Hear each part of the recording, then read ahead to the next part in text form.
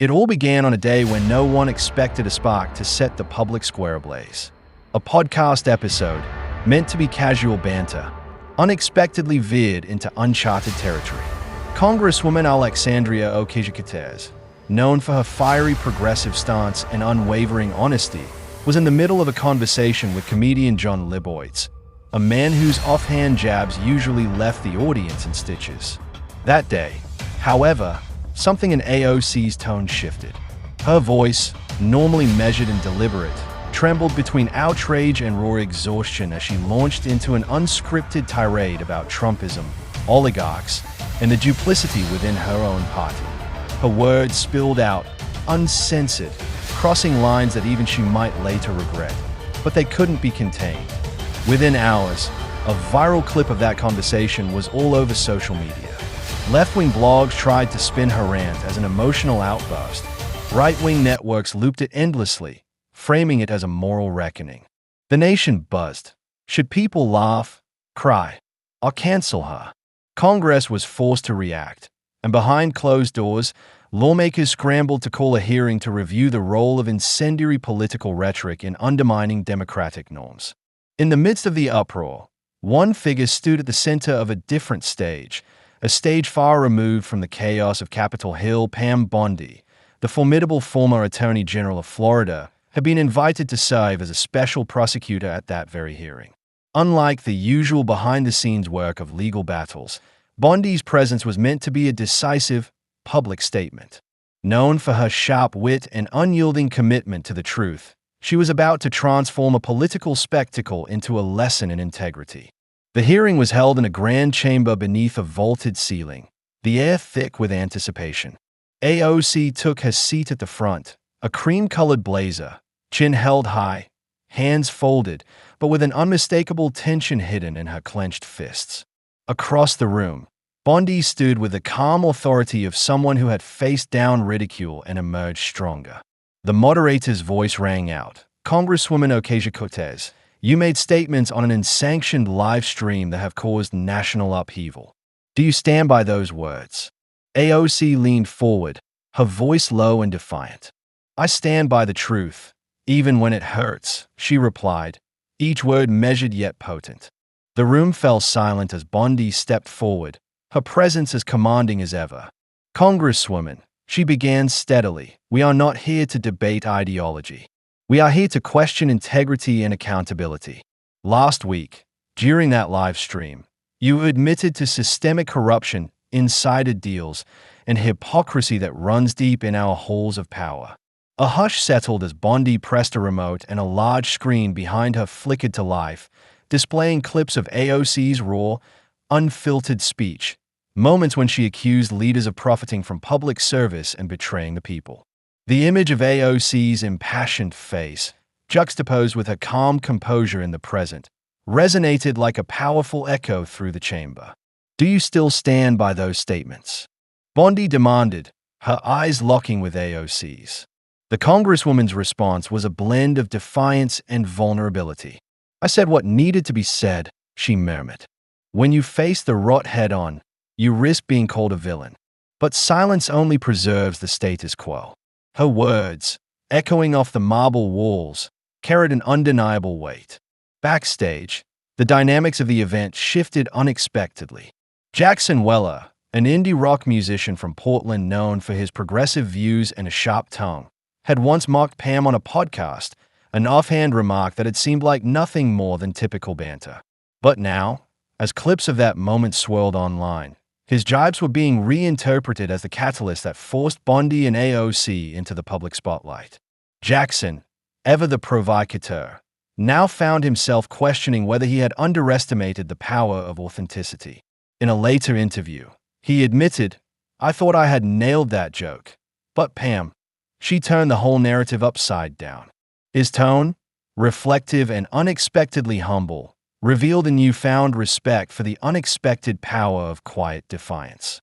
Unbeknownst to many, while the media and lawmakers were embroiled in heated debates over AOC's statements, Pam Bondi was grappling with memories of her own. Raised in Dunedin, Florida, with a father who was the town's fire chief and a mother who played piano at church every Thursday, Bondi had once been a prodigy at the keys. Her childhood was filled with the sound of classical music, Chopin's nocturnes, Debussy's whispers, a language of its own that spoke of passion, resilience, and truth. Yet, over the years, the weight of politics and relentless legal battles had pushed that part of her into the shadows. The viral clip, the harsh scrutiny, had stirred something within her, a deep, unyielding need to reclaim her voice not just in the courtroom, but in every facet of her life. A week after the hearing, Pam found herself in her quiet guest room at home. With the city's pulse dimming outside her window, she pulled off the sheet covering her old upright piano, a relic gathering dust beneath forgotten memories.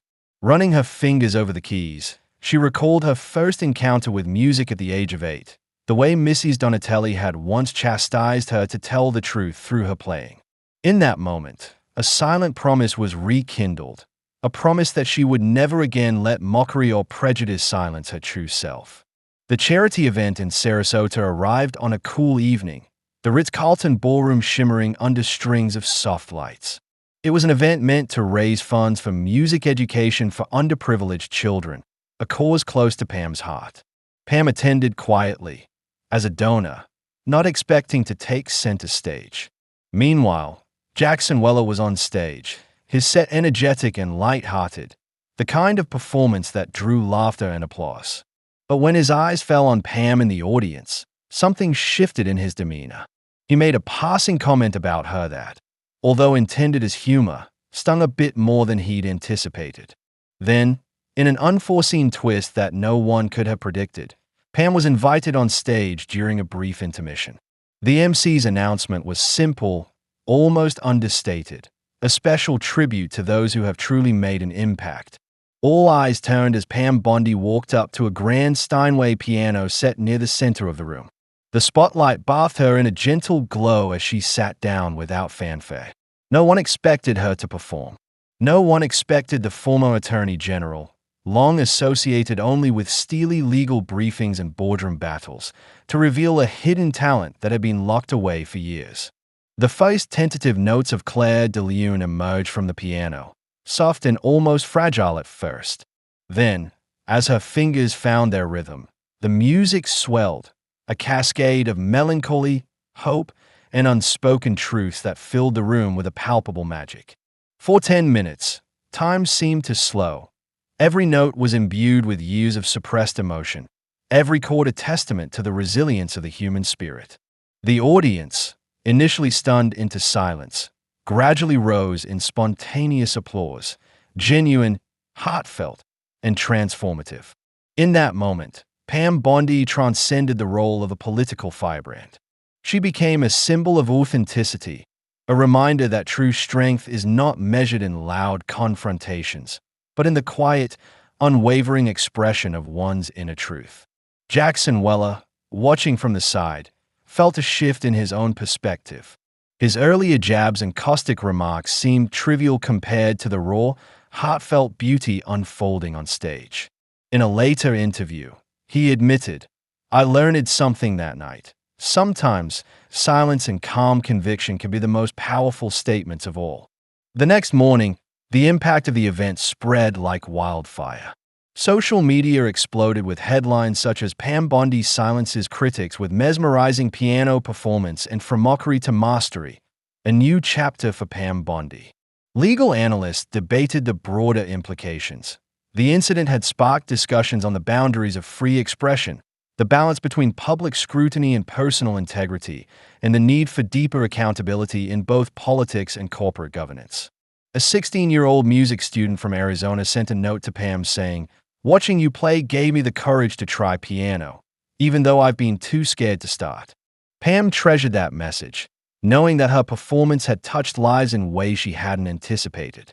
In the aftermath, the public discourse shifted from partisan squabbles to a broader conversation about authenticity and accountability. Congress held emergency ethics meetings. Legislators debated reforms to ensure that public figures couldn't hide behind scripted performances or political rhetoric. The Bondi piano moment, as it was later dubbed, became a cultural touchstone, a reminder that beneath the polished veneer of political power, there lies a human spirit capable of stirring profound change. Pam Bondi's unexpected encore had done more than silence her critics. It had redefined the narrative. No longer was she merely the steely legal mind known for her unyielding courtroom presence. She was also an artist, a storyteller, and a living testament to the power of reclaiming one's truth. Her performance, delivered with quiet dignity and unwavering resolve, sparked a wave of introspection across the nation. It reminded everyone that true power lies not in aggression or spectacle, but in the courage to stand up and reveal one's soul, even if it means risking ridicule. As the story spread, debates arose not only about the specifics of the case, but about the very nature of integrity and accountability. People from all walks of life, lawyers, musicians, everyday citizens, shared their stories, their own moments of quiet defiance. The nation began to see that sometimes the most profound changes start with a single, honest note played in a moment of vulnerability. In the days, weeks, and months that followed, new policies were discussed, and public transparency became a rallying cry. Legal experts called for a reassessment of how public figures are scrutinized, arguing that accountability must be balanced with a right to personal expression. And slowly, the system began to change. One whispered conversation, one quiet performance, one brave truth at a time.